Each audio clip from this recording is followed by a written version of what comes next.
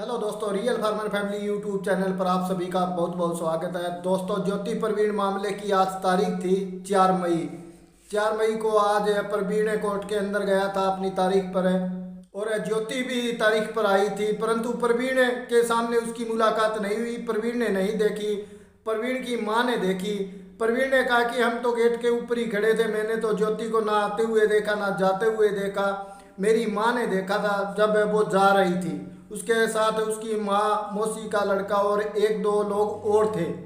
और प्रवीण ने कहा कि मेरे सामने तो ज्योति को लाने ही नहीं देते, मेरे सामने तो ना ज्योति आई है अब तक, जब से गई है उससे लेकर अब तक ज्योति मेरे सामने नहीं आई है। परंतु ये ज्योति के जो परिवार वाले हैं ये कब तक मेरे से दूर रखेंगे ज्योति को। प्रवीण ने कहा कि 25 तारीख को हमारी मेडिसिन सेंटर के अंदर कोई तारीख है, उस समय ना तो ज्योति के माँ बाप होंगे ना मेरे माँ बाप होंगे, सिर्फ वो मैडम होगी और ज्योति और मैं होंगे। उस दिन हम आमने सामने बैठकर बात करेंगे। प्रवीण ने कहा कि उस दिन मुझे लगता है कि बच्चे हैं वो ज्योति के हैंडओवर हो जाएंगे। दोस्तों, ये मामला देखो दिसंबर में चला था, मई आ गई, 5 महीने हो गए। ज्योति है जो 1.5 महीने के बेटे को छोड़कर गई थी, उसके बाद बार बार प्रवीण मीडिया के सामने आता रहा, अपनी बेगुनाही के सबूत देता रहा। ज्योति भी आई थी मीडिया के सामने, उसने कहा था कि मैं आ जाऊंगी, परंतु ज्योति उसके बाद ना ही तो प्रवीण के पास आई और ना ही मीडिया के सामने आई। उसके बाद ज्योति ने कोर्ट के अंदर केस कर दिया था प्रवीण से तलाक लेने का। और कोर्ट का तो आप जानते हो दोस्तों, लाखों केस पेंडिंग पड़े होंगे तलाक के। और इन कोर्ट के अंदर देखो, चाहे ये तलाक के हो चाहे कोई और मामले के हो, इन पर इतना जल्दी फैसला नहीं आता। मिलती है तो तारीख पर तारीख मिलती रहती है। पहली बात तो किसी का घर है जो ऐसे उजड़े ही ना, और यदि फिर भी पति पत्नी की जो लड़ाई झगड़ा हो जाता है तो कोर्ट की बजाय पंचायत में ये फैसले यदि सुलझाए जाएं, रिश्तेदारों को इकट्ठे करके यदि ये फैसला किया जाए, हो सकता है कोर्ट कचहरी के झंझट से जल्दी इनका फैसला हो जाए। कोर्ट के चक्कर लगाते लगाते इंसान बूढ़ा हो जाता है, परंतु इतना जल्दी फैसला नहीं आता। और ये जो ज्योति और प्रवीण का जो मामला चला हुआ है, ये जो ज्योति और प्रवीण का बेटा है, ये लगभग अब 6-7 महीने का हुआ होगा। हो सकता है ये 10 साल का हो जाए तब तक इसे फैसला ना आए कोर्ट की तरफ से। और यदि यही फैसला कुछ समझदार लोग या पंचायत के जो लोग हैं उनको बोलते, उनको इकट्ठा करते दोनों पक्ष के, तो ये फैसला अब तक का हो गया होता। ज्योति को आना होता तो आ जाती, यदि नहीं आती तो भी बात ये है कि ये फैसला एक तरफ हो जाता। प्रवीण ने आज ये भी कहा कि मैं जिंदा हूँ ज्योति, आ जा, जिस दिन मैं मर गया उसके बाद मेरे घर के दरवाजे तेरे लिए बंद हो जाएंगे, उसके बाद तो तू अपने बच्चों की शक्ल भी नहीं देख पाएगी। प्रवीण ने एक दिन पहले भी बोला था कि मेरे पास ऐसे ऐसे सबूत है और मैं 4 तारीख को सबकी पोल खोल दूंगा, परंतु आज प्रवीण ने कुछ नहीं कहा किसी के बारे में। हाँ, इतना जरूर कहा है प्रवीण ने कि मेरे पास ऐसी रिकॉर्डिंग है, मेरा घर उजड़ा है, यदि वो रिकॉर्डिंग मैं सार्वजनिक कर देता हूँ तो बहुत से लोगों के घर है जो उजड़ जाएंगे। मेरी पत्नी मायके बैठी है, उसी तरह बहुत लोगों की पत्नी है जो इस मामले में घुसे हुए हैं, जो हमें दोनों पक्षों को एक नहीं होने दे रहे। उनकी रिकॉर्डिंग की बात कर रहा था प्रवीण कि वो रिकॉर्डिंग में जब सबके सामने लाऊंगा तब सबकी पोल पार जाएगी।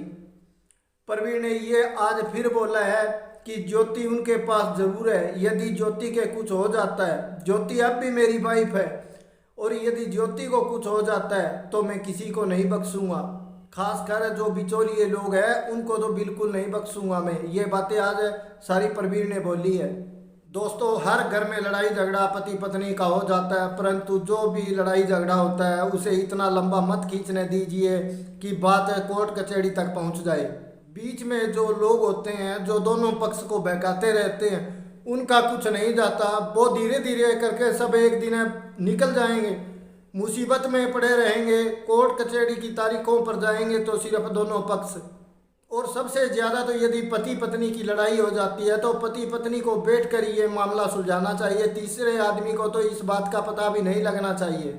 ऐसा शायद कोई घर नहीं है जहाँ पर किसी पति पत्नी की आज तक लड़ाई ना हुई हो, चाहे थोड़ी हुई हो चाहे ज़्यादा।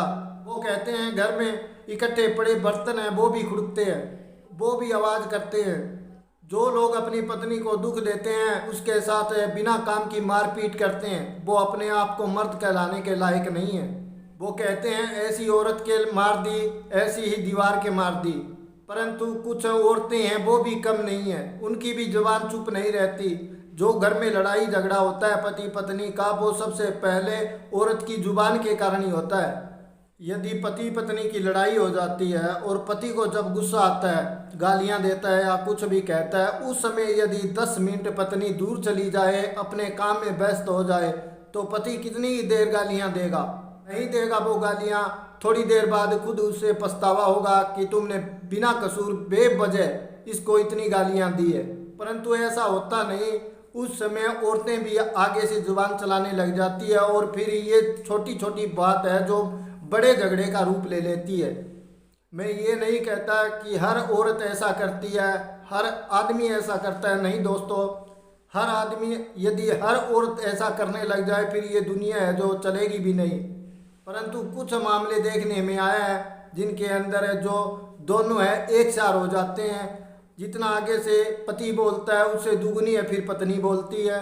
इस तरह ये झगड़े हैं जो ज़्यादा लड़ाई का रूप ले लेते हैं, फिर कोर्ट कचहरी के चक्कर लगाते हैं। इन दोनों में सबसे बड़ा जो नुकसान होता है वो बच्चों का नुकसान होता है।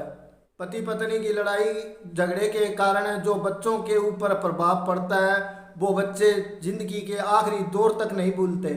ना बच्चे पढ़ाई में ध्यान दे पाते हैं, ना खेल कूद में ध्यान दे पाते हैं।